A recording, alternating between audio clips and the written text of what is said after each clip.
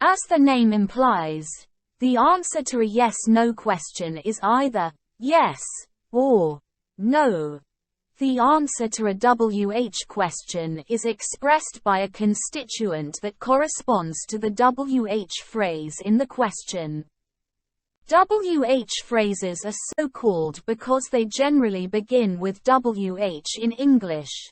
Who, what, which, where, when, why.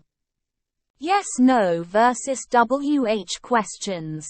Questions can be divided into yes-no questions, also known as polar questions, and WH questions, also known as constituent questions, according to the expected answer. As the name implies, the answer to a yes-no question is either yes or no. The answer to a WH question is expressed by a constituent that corresponds to the WH phrase in the question. WH phrases are so called because they generally begin with WH in English. Who, what, which, where, when, why. How counts as a WH expression by virtue of its meaning, even though it doesn't begin with WH. The term WH phrase is standardly used even for languages other than English.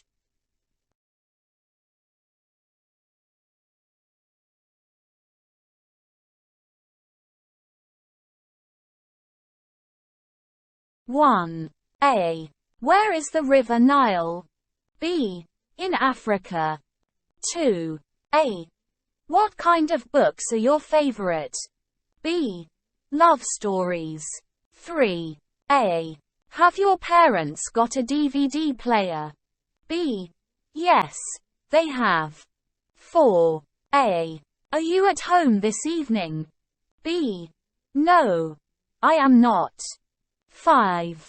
A. Is your mother at work now? B. No, she isn't. 6. A. How many phones has your father got? B.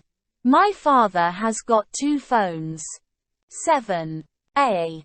Have you got a car? B. Yes, I have. 8. A. How much is a plane ticket to New York? B. $300.